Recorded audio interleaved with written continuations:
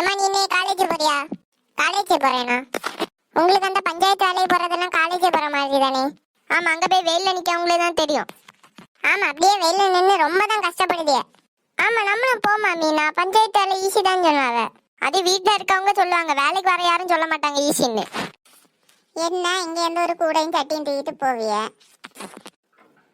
அடுத்து கொஞ்ச நேரம் அங்க இருந்து கறங்குவிய, அப்புறம் கொஞ்ச நேரம் வேலை, கொஞ்ச நேரம் அரட்டை, அதுக்கப்புறம் சாப்பிடணும், படுத்து உறங்கணும், வீட்டுக்கு வரணும். ஏட்டி நீங்களா இப்படி சொன்ன ஊர்ல உள்ளவங்க என்னடி சொல்லுவாவா? எல்லாரும் இப்படிதாம்மா சொல்லுவாவா? அப்படி ஒன்றும் இல்லட்டி, அங்க போனா நல்லா வேலை செய்யணும், வெயில்ல நின்னே செத்துருவோம். எக்கா 100 நாள் வேலைக்கு போமா? போவோம். எத்தனை மாசம் வேலையெல்லாம் ஆக்கிட்டானுங்க. எப்படி எலெக்ஷன் வரனால இப்படி வச்சிருக்காங்க போல இருக்கு. ஆமா, இந்த எலெக்ஷன் வரனால இனி தொடர்ந்து வேலை நடக்கும், ஓடிடுவோம். ஆமா, சரோஜா அக்கா வசந்தி எல்லாம் வராளா? வருவேன்னு சொன்னாவக்கா. சரி போவோம். ஆமா, என்ன குழம்பு வச்சியக்கா? நானாமா ஒரு அவியன்னு வச்சு ரசமும் வச்சேன்.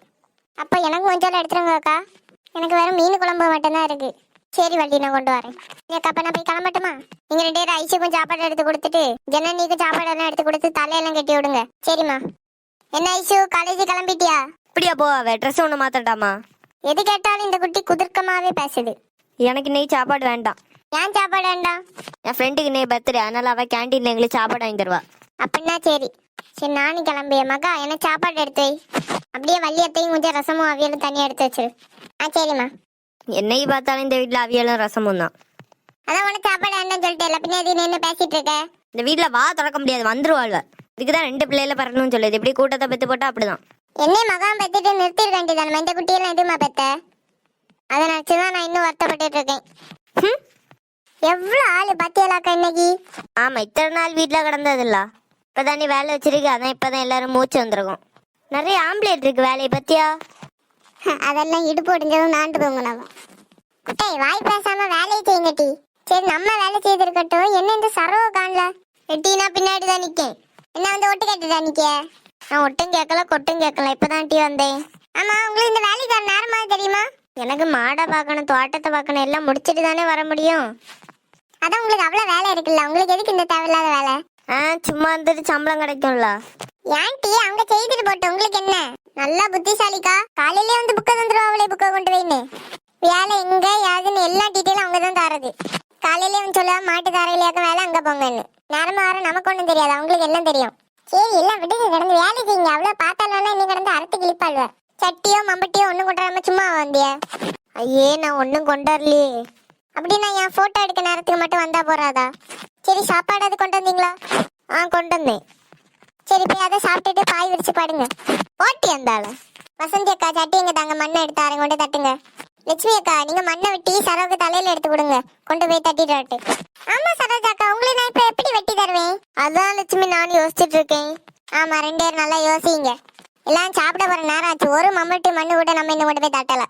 சரி, அப்ப போய் சாப்பிட்டுட்டு வருவோமா வள்ளி? அம்மட்டி எடுத்து வெட்டினேன்னு வச்சுக்கோ, தலை துண்டா போயிரும். ஒரு சட்டி மண் எடுக்கல, திங்க போறாங்க. பண்ணிட்டு போ.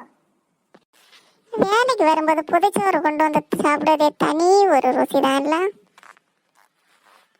ஆமா, ருசி இல்லாத சாப்பாடா இருந்தாலும் அந்த வாழை இலையில கட்டுறது தனி டேஸ்ட் தான். என்ன அவியல ரசம் நிறைய கொண்டு வந்திருக்கீங்க? காலையில வள்ளி வீட்டுக்கு வந்தப்ப கொஞ்சம் அவியலும் ரசமும் கொண்டு வாங்கன்னு சொன்னா, அதான் கொண்டு வந்தேன். நீ கொண்டு வரும்போது அவளுக்கு மட்டும் கொண்டு வர முடியுமா? உங்களுக்கு சேர்த்து கொண்டு வர வேண்டாமா? நீங்க அவியல ரசம் வைக்கிறது சூப்பரா இருக்கும் அக்கா, எனக்கு நல்லா பிடிக்கும். எப்படிதான் வைக்கிறீங்களோ என்னதோ, கையால தான் வைப்பா. உங்களுக்கு எல்லாம் வேலை செய்ய மாட்டேட்டி, அதுதான் நீங்க ஒன்றும் செய்ய மாட்டிய. அப்படி ஒன்றும் இல்லை என்ன சரோஜாக்கா? எனக்கு லட்சுமி அக்கா வைக்க அவியல் ரொம்ப பிடிக்கும், அதான் கொண்டு வர சொன்னேன். ஆமா, வேலை கல்லிக்கு பிள்ளை சாக்கு, அது போல உனக்கு இது ஒரு சாக்கு. ஏன் உங்களுக்கு எங்கேயாவது வலிக்குதா? நான் லட்சுமி அக்கா தானே கொண்டு வர சொன்னேன், உங்ககிட்ட சொல்லல. ஆமா, நான் உனக்கு கொண்டு வந்துட்டு மாதிரி வேலை பார்ப்பேன். உங்ககிட்ட எந்த நாய் கேட்டது? நீங்க எச்சி கை கொண்டு காக்கா விரட்ட மாட்டியா? அது எனக்கு தெரியாதா? அப்படி தெரிஞ்சிருந்து நான் உங்ககிட்ட கேட்பேனா? அப்ப சரோஜாக்கா, உங்களுக்கு ரசம் அவியல் வேண்டாம்ல? அப்படி நான் உன்கிட்ட சொன்னேனா? இதுக்கு எதுக்கு வெள்ளையும் சொல்லையும் மாலையானும்? பேசாம தாரதை தின்னுட்டு இருக்கணும் இல்ல, வாய்க்கு ஒரு குறைச்சிடும் இல்ல. எம்மா லட்சுமி, எனக்கு அவியலும் வேண்டாம் ரசமும் வேண்டாம், நான் கொண்டு வந்த கறி வச்சு நான் சாப்பிட்டுருவேன். எல்லாம் அவளோடக்கே கொடு, அவ்வளோ தின்னட்டு. ஏக்கா, அவ்வளோ ஏதாவது சொல்லிட்டு இருப்பாள், நீங்க அதை பெருசு பண்ணாம எடுத்து சாப்பிடுங்கக்கா. நல்லா சாப்பிட்டுட்டு போய் ஒரு தூக்கத்தை போடணும். ஆமா, நீ உறங்குறதுக்கு தானே வர. ஓ, இவாள வேற செய்து நவுட்டிடுவாவ. டே கார்த்தி, ஒன்ன பார்க்க தாண்டா வந்திருக்காவ. என்னையா யாரும்மா இவங்க?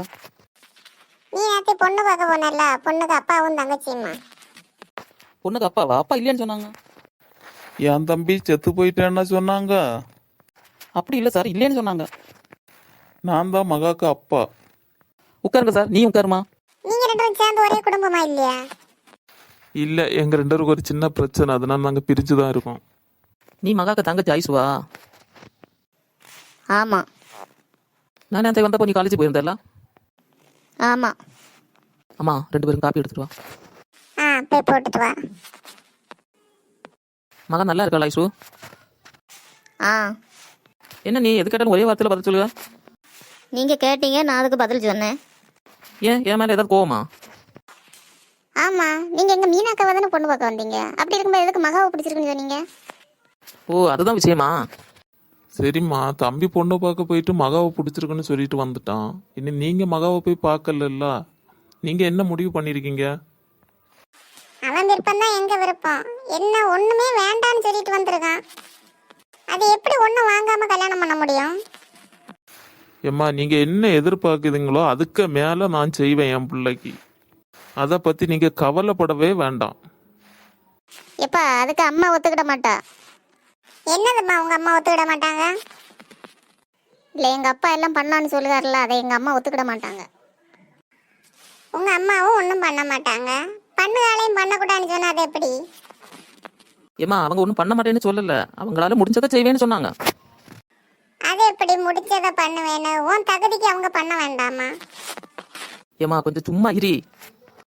இங்க பாருங்க சார், எனக்கும் ஒரு பொம்பளை பிள்ளை இருக்கு. அது 50 பவுன் நகையும் காரு எல்லாம் கொடுத்து தான் நாங்கள் கல்யாணம் பண்ணி கொடுத்தோம். அப்போ எங்கள் பையனுக்கு வாங்காம சும்மா கல்யாணம் பண்ண முடியுமா? 50 பவுன் என்னம்மா, என் பொண்ணுக்கு நான் 100 பவுன் போடுவேன். 100? இந்த அப்பா என்ன சொல்லுவாரு? 100 பவுன் போடுவேன்னு சொல்லுவாரு. அந்த மகாவுக்கு இதெல்லாம் ஓவர் இல்லை. வீடு கோட்டை மாதிரி இருக்கு. மாப்பிள்ளை அழகா இருக்கான், படிச்சிருக்கான், நல்ல வேலை. அந்த மகாவுக்கு வந்திருக்க வாழ்வை பாரு. சை. சார் அதெல்லாம் வேண்டாம், அதெல்லாம் மகாக்கு அம்மா சம்மதிக்க மாட்டாங்க. நீ சும்மா இல்ல, நீங்க சொல்லுங்க சார்.